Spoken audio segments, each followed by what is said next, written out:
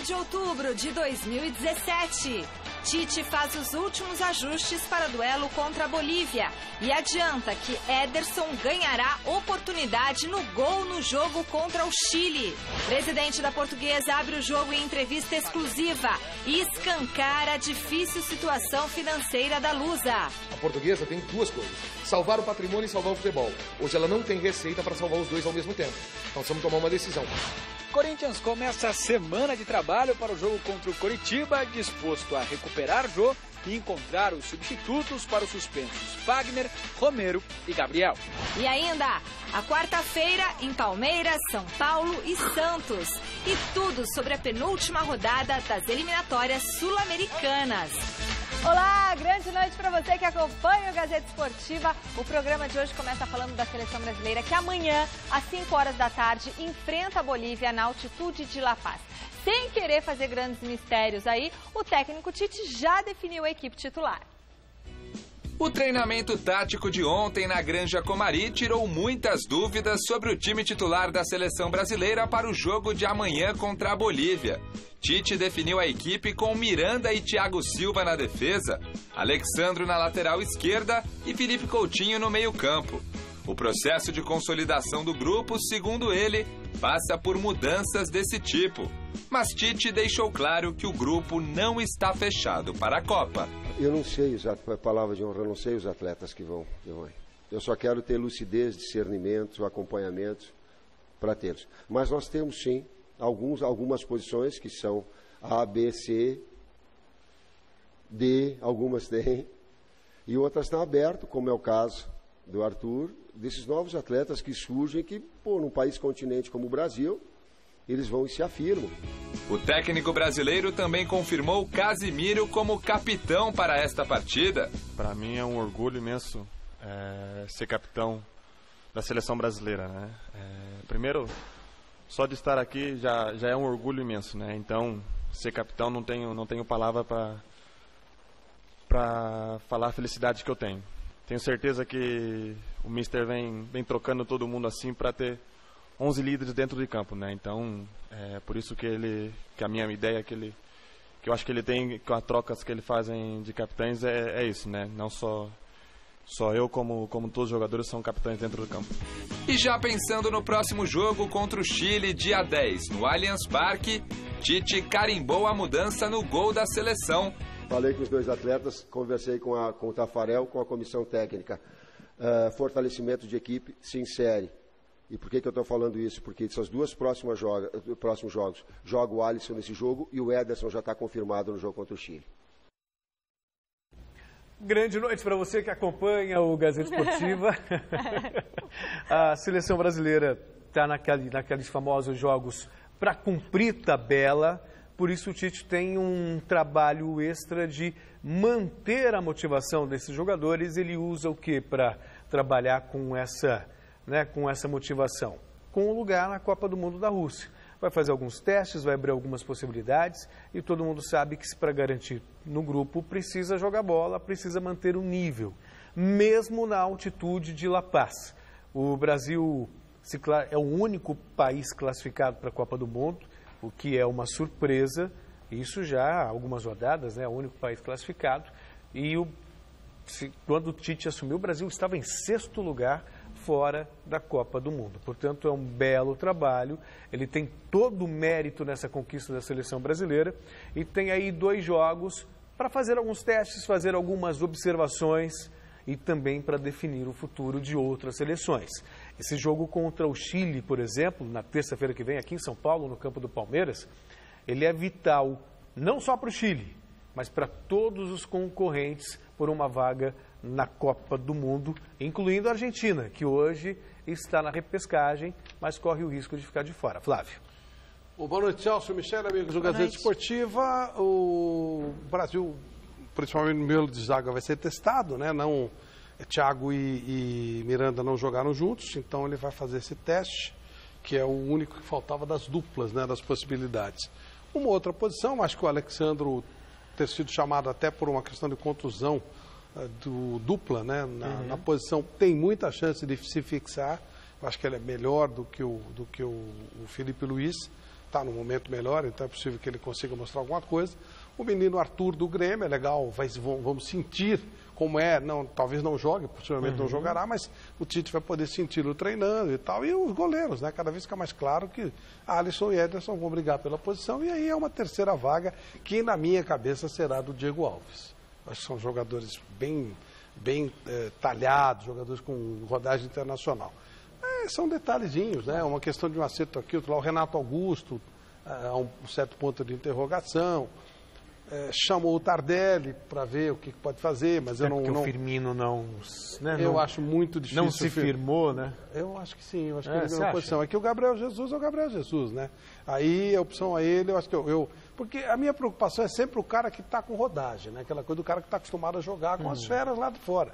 Não adianta você pegar um jogador daqui e colocar o cara, chega lá, ele vai pedir autógrafo pro Messi, pro Cristiano Ronaldo. Tem que ser um cara que está jogando com essa gente toda hora. Por isso que você acha que o Diego Alves pode garantir o lugar no gol. Mas no lugar de quem? Do Ederson? Não, do terceiro goleiro, do Cássio. Do Cássio? Ou do Vanderlei, que se perde muito. Sei não. Mas acho que o titular será o Alisson e, se escapar, o Ederson. Acho que o Ederson é o cara da vez. Mas é o que é o melhor, mas o Alisson está na frente, não foi mal nenhuma vez. E o terceiro goleiro, que normalmente não aparece nem na foto, eu poria um cara do lado de fora. Se bem que o Cássio pode provar isso, né? O próprio Tite disputou uma final de Mundial de Clubes da FIFA contra o Chelsea, foi o nome do jogo, né? É diferente, né? O cara tem que estar toda hora acostumado a rodar com os caras de lá, porque a Copa é um grande campeonato europeu, né? Os caras que estão todos rodados lá, o cara que um conhece o outro, disputa Champions toda hora, o grau de exigência, a pegada, acho que até o lado emocional pesa muito. Posso estar errado, pode ser que chegue um cara daqui, mas é diferente, eu acho que é um estágio abaixo, né? Então, por isso que eu vejo o Tite se garantindo. Se o Diego Alves entrar, quem vai se preocupar é o Messi, quem vai se preocupar é a cobrança de pênalti, não decidir por pênalti, entra o Diego, ele é um pegador de pênalti, sei lá, mas isso é coisa lá pra frente. Claro. Bom, com exceção ao jogo do Brasil, que além de classificado vai enfrentar a eliminada Bolívia, os confrontos de amanhã prometem agitar a rodada em busca de uma vaga para o Mundial da Rússia. A penúltima rodada das eliminatórias sul-americanas, que acontece nesta quinta-feira, reserva muitas emoções. Com 7 seleções na disputa por 3 vagas diretas, além da repescagem contra a Nova Zelândia, qualquer tropeço pode ser catastrófico. O Chile, atual campeão da América, ocupa a 6ª posição na tabela com 23 pontos e está fora da zona de classificação para a Copa do Mundo. Uma vitória em casa contra o Equador, 8º colocado com 20 pontos, é fundamental para chegar à última partida contra o Brasil, dependendo apenas das próprias forças. Para isso, o técnico Juan Antônio Pizzi contará com todos os principais jogadores. Acho que nesses jogos vamos ver o melhor Alexis Sanches, o melhor Cláudio Bravo, o melhor Gary Medel, o melhor Arturo Vidal, o melhor Valdívia e espero que o melhor Pinilha e o melhor Paredes. Cada um vai dar o melhor de si, sabendo que esse jogo é de vida ou morte. Temos que dar o melhor de nós.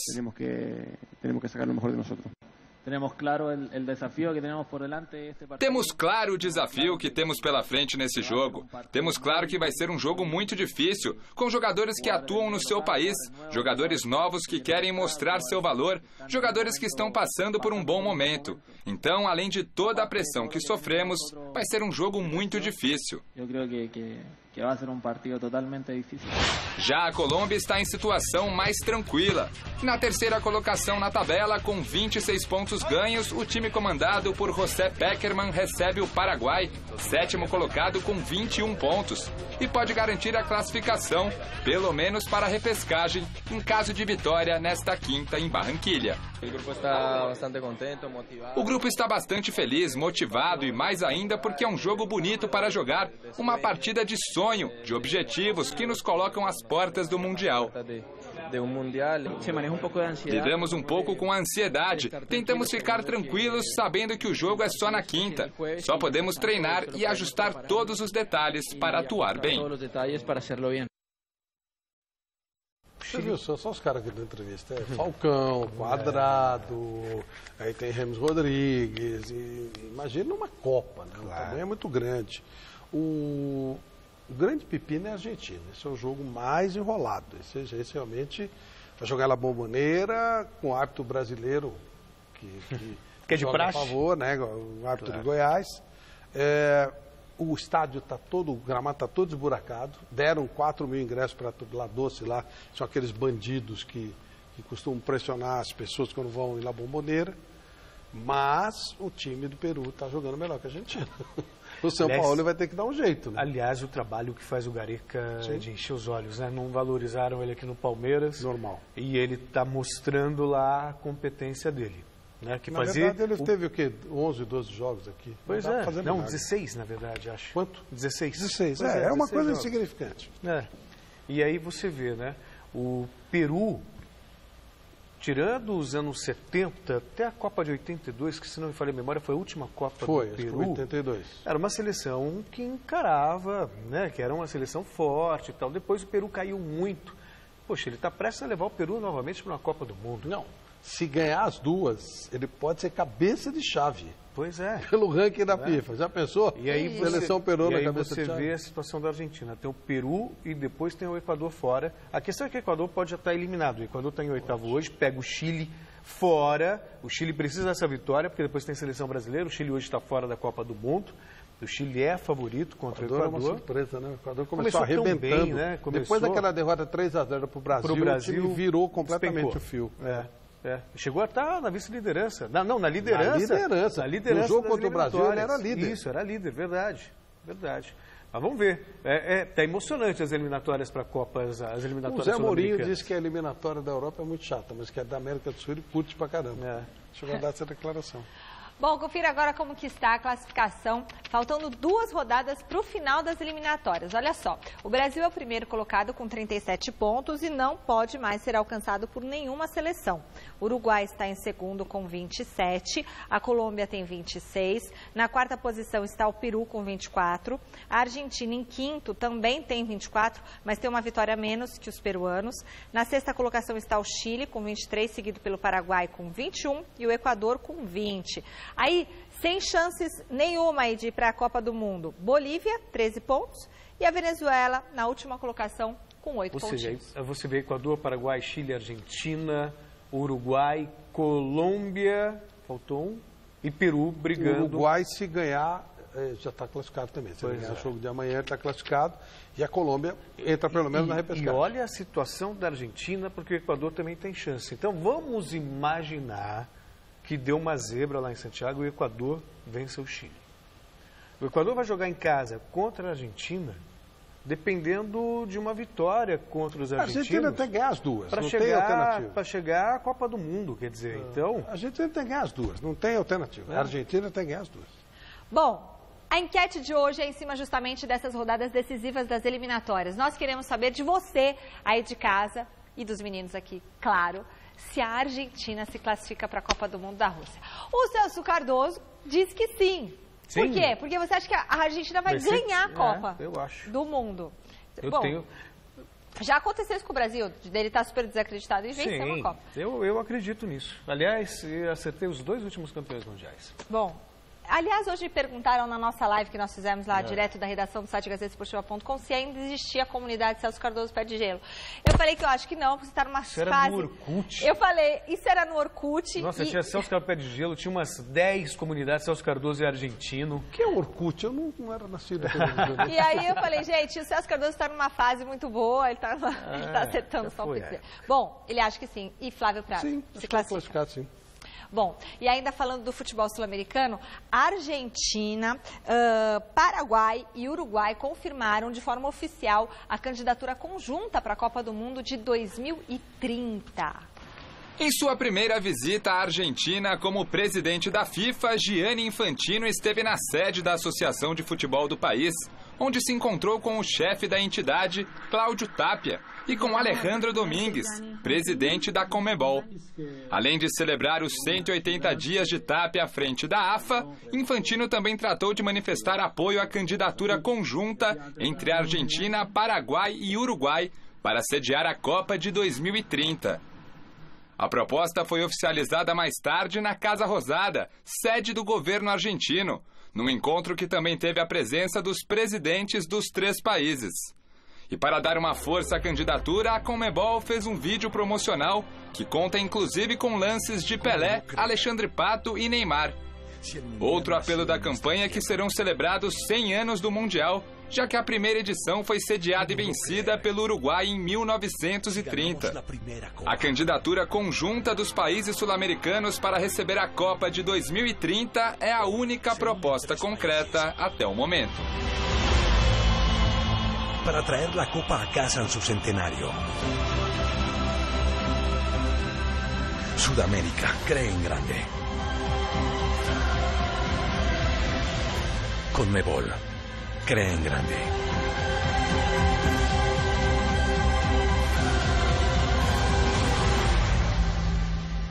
Hoje à noite começa a disputa da final do Campeonato Paulista Masculino entre Taubaté e Corinthians. Entre as meninas, ainda pelas semifinais do torneio, o Barueri fez o dever de casa contra o Pinheiros. Acompanhe na reportagem de Adriano Dolfi. A primeira partida da semifinal aconteceu em Barueri. O time da casa recebeu o Pinheiros, que iniciou o primeiro set errando bastante. O Rinaldi se aproveitou e abriu boa diferença, que foi aumentando. Foi um massacre. 25-9 no saque da levantadora reserva Ana Cristina. No segundo, os erros mudaram de lado, para desespero do técnico Zé Roberto Guimarães. O pedido de tempo ajudou a colocar a casa em ordem, mas Vanessa, do Pinheiros, estava bloqueando todas. E empatou o duelo, 25-21. E a partida realmente ficou mais equilibrada.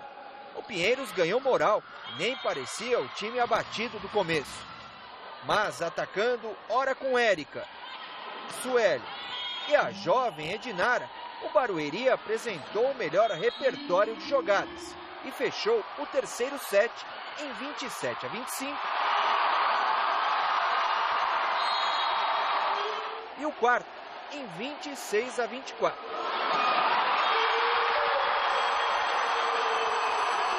Tivemos um probleminha hoje aí para treinar, né? Geralmente a gente treina na quadra do adversário.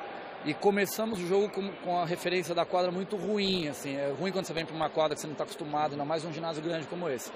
E mesmo os outros sets foram parelhos, como você disse, mas o nosso número de erros foi muito acima deles.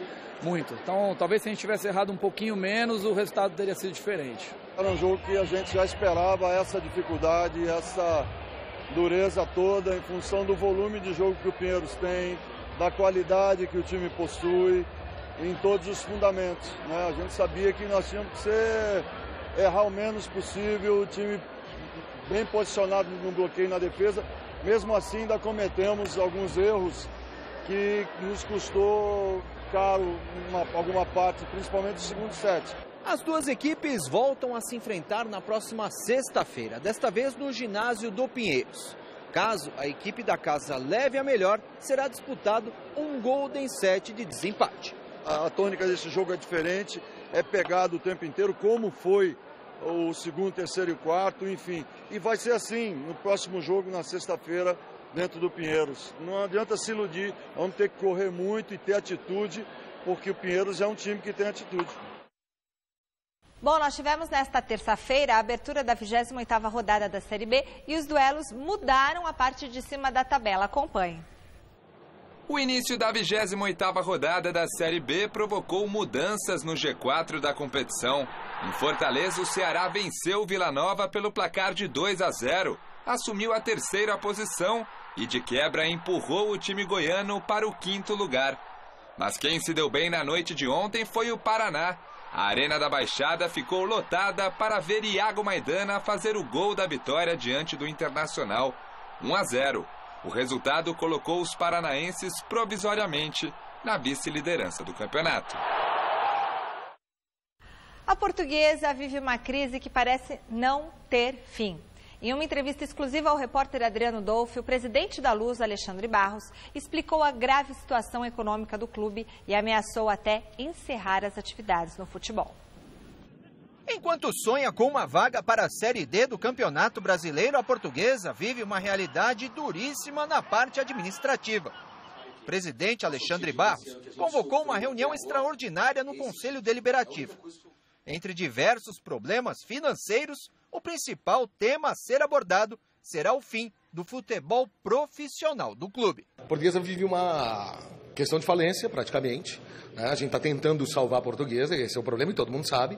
As rendas bloqueadas, bloqueios judiciais e você não tem arrecadação. Então você depende muito da ajuda de um, de outro, de um colaborador, né? E de um apaixonado pela Portuguesa. Por que eu digo isso? Até agora a Portuguesa está cumprindo com as suas obrigações, pagando os seus atletas, pagando os seus funcionários. Pode ser que o mês que vem não tenha condição. A Portuguesa tem duas coisas: salvar o patrimônio e salvar o futebol. Hoje ela não tem receita para salvar os dois ao mesmo tempo. Então nós vamos tomar uma decisão. Eu sou gestor da Portuguesa, eu estou presidente, eu não sou o dono da Portuguesa. Então não sou eu que vou decidir sozinho. Por isso o pedido do Conselho, reunir o Conselho Deliberativo, que me elegeu com 82%, né, e que representa o clube, o associado, que ele foi eleito pelo associado, para tomar as decisões. Um acordo com 5 ex-jogadores vai obrigar o presidente do clube a pensar numa solução para pagar a dívida trabalhista. O valor total das dívidas chega a 50 milhões de reais. Até hoje a Portuguesa paga suas contas, só que apareceu um acordo com a Gislaine Nunes de 250 mil reais por mês, né? A expectativa é que alguns aluguéis fossem liberados, eles não foram, continuam bloqueados pela justiça. Então nós já pagamos em 2 meses 750 mil reais para ela, com o apoio dos abnegados, dos apaixonados. Agora, não dá para só ser 2, 3, 4, 5. Nós vamos juntar o nosso conselho e eles entenderem. Eu, particularmente, digo para você, a minha proposta é a seguinte: cada conselheiro paga R$1.000. Nós temos em torno de 400, são 400 mil reais, paga as ações trabalhistas, né, paga o acordo da Gislaine e, consequentemente, a Portuguesa tem a receita que ela gere hoje para fazer futebol. O mandatário também está insatisfeito com a postura de alguns sócios e conselheiros. Nós temos 120 mil sócios na história da Portuguesa. Só que tem sócio que não paga há 20 anos, há 30 anos, há 10 anos, há 5 anos. Então não há um recadastramento, nós não sabemos qual o número exato de sócios. Nós sabemos quem paga, que são 400 sócios pagantes hoje. Então, conceder anistia para que todos esses possam vir no recadastramento e a partir daí a gente chegar num número exato de sócios. Tem 1.000, tem 10 mil, tem 50 mil ou tem só os 400, que é o que a gente tem que tentar entender. E acredita em um final feliz para o clube. Eu acredito que tem solução. O trabalho está sendo feito gradativamente, você tem que subir degrau por degrau. Se você me perguntar, numa decisão de conselho e cai na mão do presidente para decidir, o que você vai fazer? Eu tenho que escolher entre salvar o patrimônio e manter o futebol. Eu, Alexandre Barros, mantenho o futebol. Fico sem patrimônio. Vou morar debaixo da ponte, se for o problema. Mas eu fico sem patrimônio e mantenho o futebol. Agora, não depende de mim. Depende do conselho, que não vai aceitar perder um patrimônio, uma história que nós temos lá. Mas tem que decidir um pelo outro, ou então se abraçarmos para que os dois possam seguir. Que dureza, hein? E o que fizeram com a Portuguesa? Isso é que é mais chocante, Flávio. A Portuguesa é quase um dos gigantes que se foi. Eu acho que deveria parar o futebol. Vai gastar o patrimônio. Sabe o que vai acontecer se detonar o patrimônio? Vai ficar sem patrimônio e sem nada, que vai sumir o dinheiro também. Eu só falo, para. A Portuguesa não foi rebaixada. Até hoje ninguém tomou providência com relação àquilo que aconteceu quando o Fluminense caiu e voltou. Enquanto isso não for investigado, eu não terei o menor respeito. Então para o futebol, para.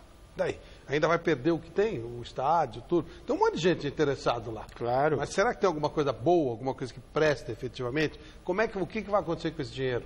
Eu acompanhei a construção desse estádio passo a passo pelo Dr. Oswaldo Teixeira Duarte, um homem de uma seriedade impressionante, um grande empreendedor. E tenho muito receio do que vão fazer com isso. De repente vende o estádio, vende o espaço lá e fica sem estádio, sem nada. Para com o futebol. Se você pelo menos manter o patrimônio, você existe a possibilidade com o tempo de resgatar o futebol, como tantos outros clubes já fizeram.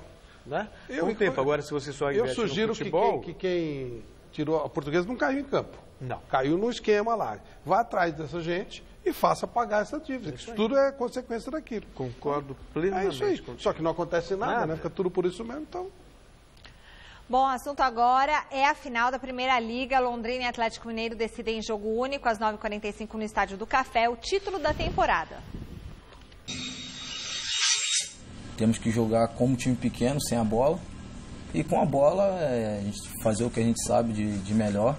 Porque também eles também têm que marcar a gente também. Então isso vai ser muito determinante na partida, uma marcação forte para que a gente neutralize o Atlético. Então, dispensa comentários o time individual do Atlético Mineiro. Realmente é um time muito qualificado.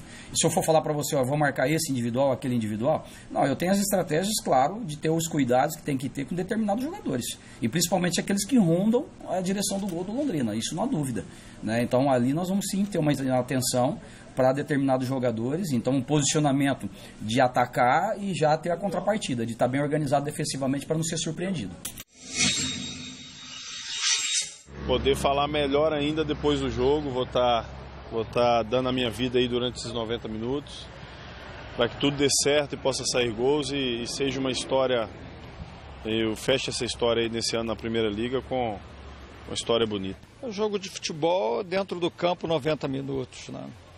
Se fosse basquete, era mais fácil de se acertar o vencedor. Mas futebol, a história nos mostra que quem se dedica, quem se aplica, sempre sai vencedor. E o Atlético vem aqui com essa proposta.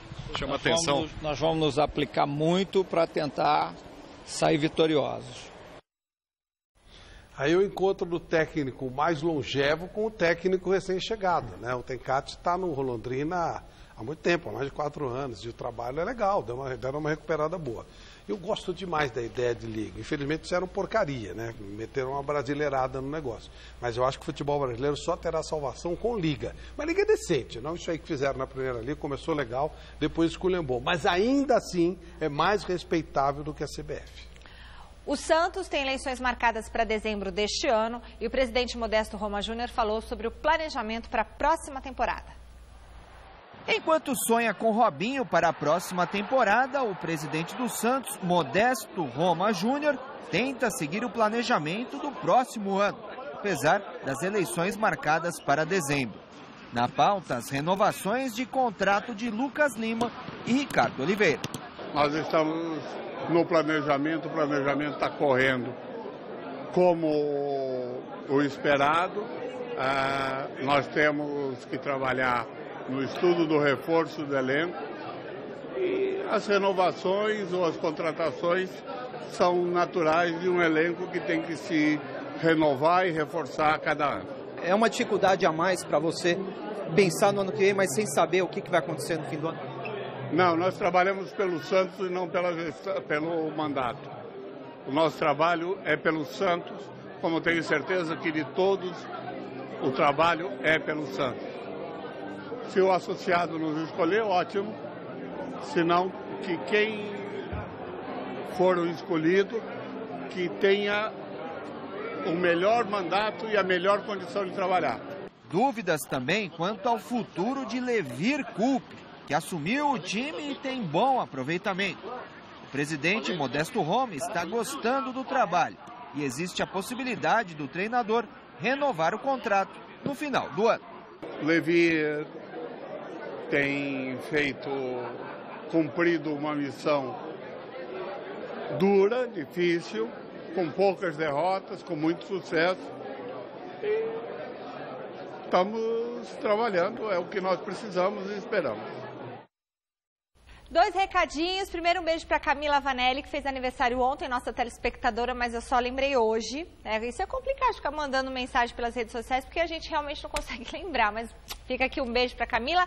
E Flávio Prado, 2 Santos, 2 nem tanto. Você que não assistiu ainda a peça e você que quer morrer de dar risada, quer se divertir, dia 12 de outubro, feriado, me corrija se eu estiver errada, Flávio. Tá certo. 12 de outubro, feriado, 2 Santos, 2 nem tanto. Vai ser no Teatro Fernando Torres, lá no Tatuapé, lindíssimo. 9 da noite. 9h30 da noite. 9h30. Vampeta, César Sampaio, Bruno Prado e eu, a gente contando histórias hilárias do futebol. Quem viu e quem não viu, vá lá, porque é muito legal. É perto do metrô Tatuapé. É um teatro delicioso e a peça está bem legal. E o legal é que se você já viu, você pode ver de novo. Sabe por quê? Porque o Vampeta e o César Sampaio sempre vão contando novas histórias. Eles vão lembrando de histórias, eles vão contando. E eu já estou sabendo que o Vampeta está super à vontade no palco, que na primeira apresentação ele estava um pouco tenso, mas aí agora ele já anda no palco para lá, anda para cá e fala, não sei o quê.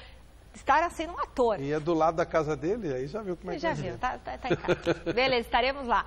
Ainda falando do Peixe, o personagem da coletiva desta quarta foi o volante Matheus Jesus, que vem se destacando nas últimas partidas. Depois da boa atuação no clássico com o Palmeiras, com direito a drible e até dancinha, o volante Matheus Jesus ganhou um apelido carinhoso da torcida, Pogba da Vila. Cara, Pogba da Vila. Imagina se eu jogasse metade dele, hein? Mas eu acho mais é por causa da aparência, mas parece um pouco por causa da altura, né? Acho que futebol não tem muito a ver não, né? Não tem como, né? Sempre bom ser elogiado, né? E como você mesmo disse, os torcedores me acolheram muito bem, sempre com críticas positivas, então eu procuro fazer o melhor de mim para sempre receber elogios e melhorar cada vez mais para ajudar o Santos.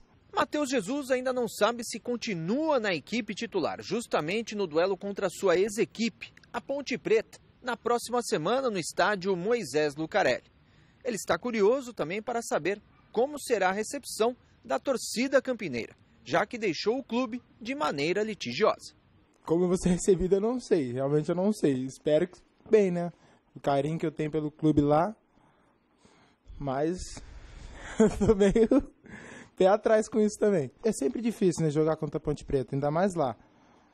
Mas é passar tranquilidade, né? Jogar como a gente joga, ficar com a bola. E com o momento certo a bola vai entrar. Então é ter tranquilidade. O Santos surpreende, né, Flávio? Começou o ano mal, até o Dorival foi demitido por causa disso.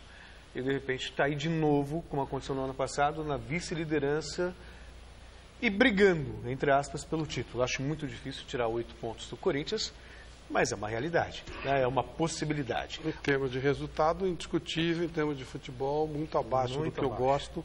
E eu cobro do Santos porque o Santos tem mania de falar do DNA ofensivo, né? Então ele não está jogando com o DNA dele, está com transfusão de sangue esse ano. Está feio de jogar. Entrou na moda, né? Que os mas times uma moda ruim, uma moda feia. Eu falo toda hora, a gente precisava discutir o jogo, sabe? O jogo em si, o espetáculo, melhorar tudo, fazer uma coisa. Isso precisa ser liga mesmo, precisa ser gente séria. Então fazer uma coisa assim, sabe, dos técnicos que discutiram sistemática de jogo, não é todo mundo jogar igual, mas criar uma situação, gente, vamos parar com esse negócio de ficar todo mundo atrás, dando bicão para frente, isso é feio, isso é ruim pro jogo, não é legal. Dá um espetáculo, fazer uma coisa bacana, bonita, que nós temos material humano para fazer isso. Claro que tem.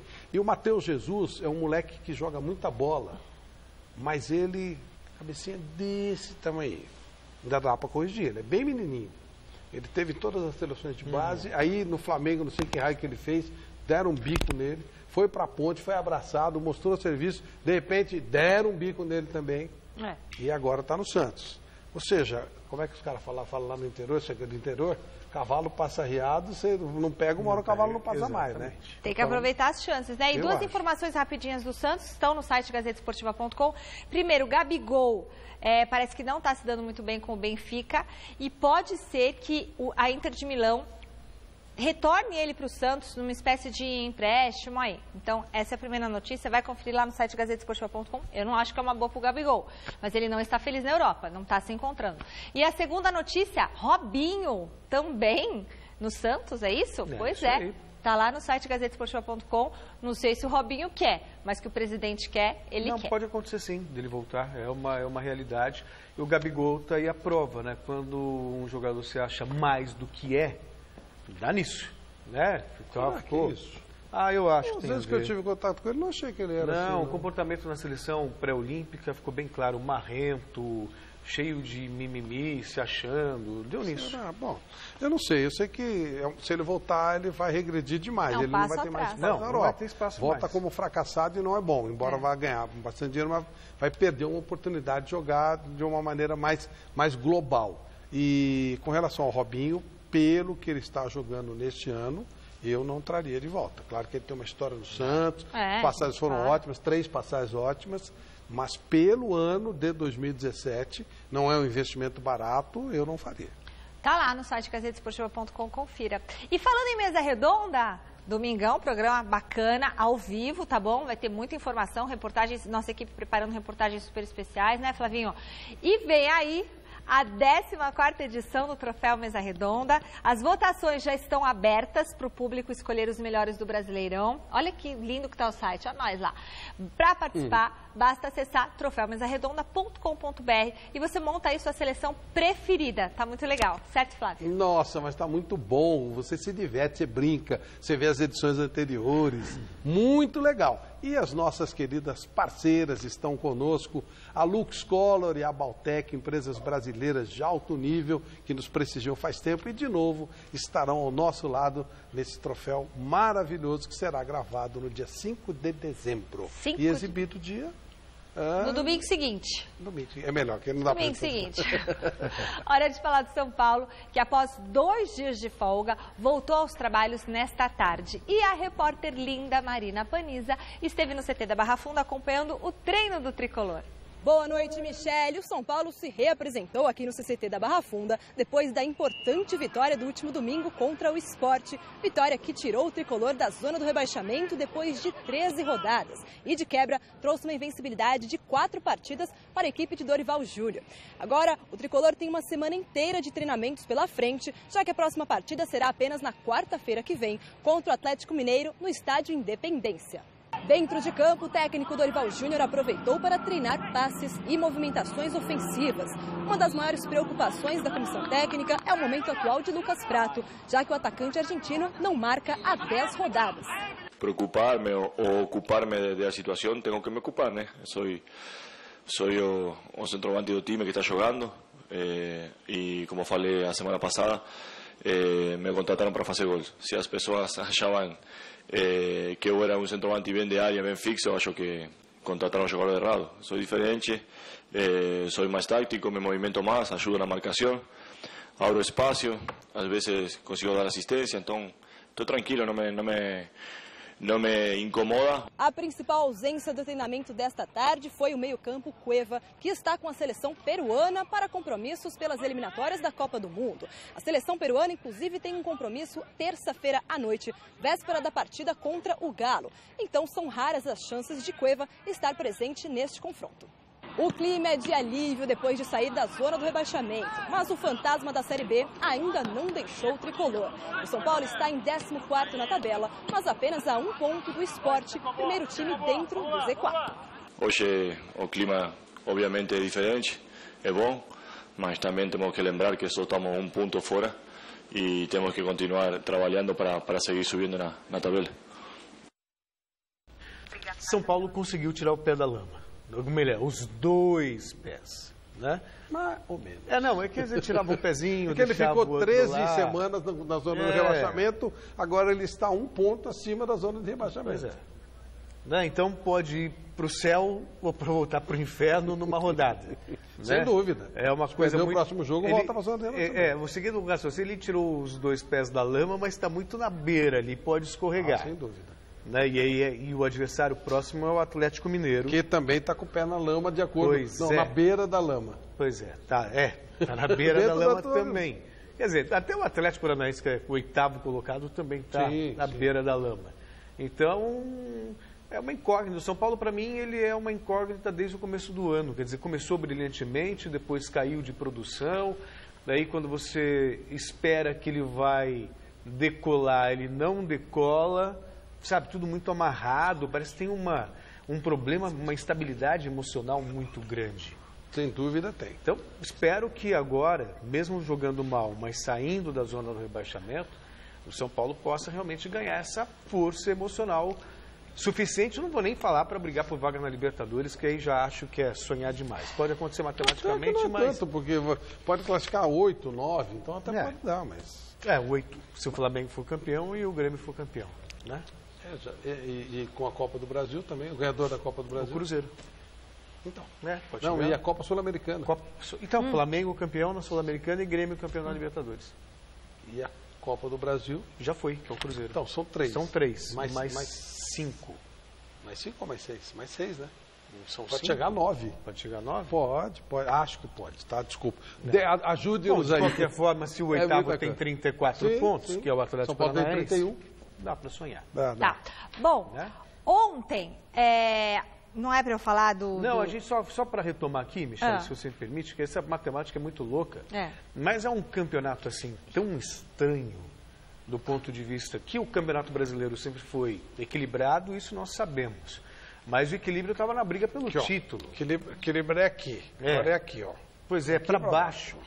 Como diz você, são 13 times que merecem cair. A partir do Atlético Paranaense, todos merecem cair. Exatamente. E teremos a injustiça de que 9 vão se salvar. Muito então, injusto. Veja só, 4 pontos de diferença para o primeiro colocado ali na zona de rebaixamento é muito pouco. É muito pouco. Você vê o Atlético Paranaense, de repente, na zona de rebaixamento tinha lá Atlético Goianiense, Curitiba, Avaí, Ponte Preta. De repente pode ter na próxima rodada Fluminense, Atlético Paranaense ainda não. O Goianiense ele pode escapar do rebaixamento. Ele está a 3 pontos de subir também.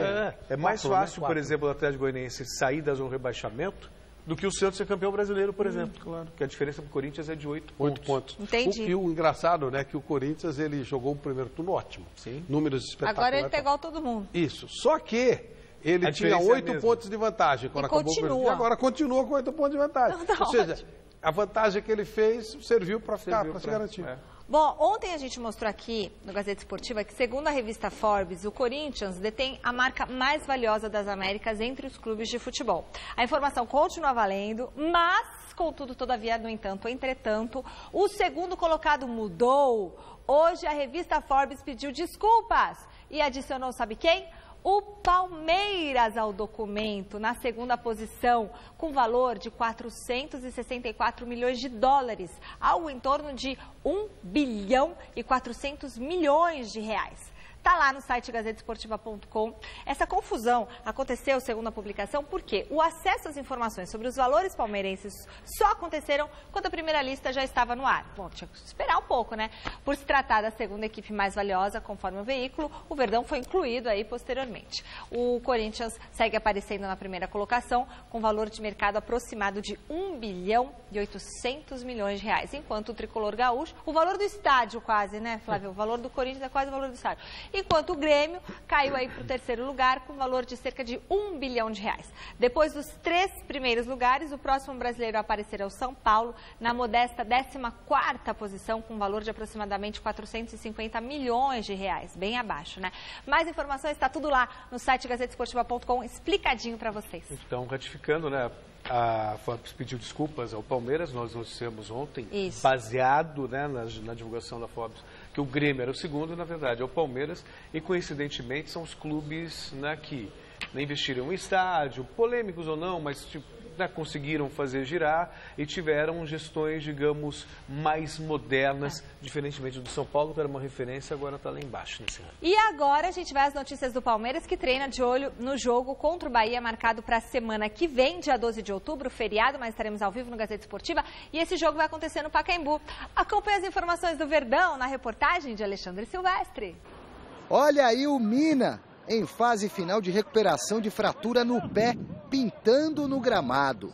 O zagueirão colombiano precisa de mais tempo para ficar à disposição de Cuca para a partida de quinta-feira da semana que vem contra o Bahia no Pacaembu. Fora de combate também estão Mike e Luan suspensos. Em compensação, retornam da automática, cumprida na derrota para o Santos, sábado passado no Allianz Parque, Edu Dracena e Egídio. Nesta tarde, trabalho de ataque versus defesa, com muitos erros de finalização. Na sexta-feira, tem jogo-treino na academia, diante do Desportivo Brasil. O goleiro Jailson, curado aparentemente de um problema no quadril, será testado. E Felipe Melo deve ganhar uma oportunidade para gastar um pouco da energia acumulada. O Palmeiras é o 4º colocado na tabela do Campeonato Brasileiro, 12 pontos atrás do líder isolado Corinthians, ou seja, briga por título ficou praticamente impossível por aqui. Os caras estão mesmo como objetivo, lutando por uma vaguinha direta na Libertadores do ano que vem. Um abraço, pessoal, boa noite. Abração, Silva. E quem também voltou aos treinos hoje foi o Coringão. O repórter Fernando Gavini foi conferir a quarta-feira do nosso timão. Depois de 2 dias de folga, o Corinthians voltou ao trabalho nesta quarta-feira, visando a partida que vai acontecer daqui exatamente uma semana contra o Coritiba em Itaquera. Para esse jogo, o técnico Fábio Carille terá 3 desfalques certos: Fagner, Romero e Gabriel, que estão suspensos. O treinador vai aproveitar esta semana para definir os substitutos. Mas para o lugar do paraguaio, o grande favorito é Cleison, autor dos 2 últimos gols do Corinthians no Campeonato Brasileiro. Não, tô preparado, tô treinando forte, fico feliz pelo momento. Eu acho que, como eu sempre venho falando, tem que estar preparado, independente se for titular ou não. Mas é claro que a expectativa é boa para poder aproveitar a oportunidade se ela surgir. O Corinthians conta também com a semana livre para recuperar o atacante Jô, que não jogou contra o Cruzeiro por causa de uma lesão muscular.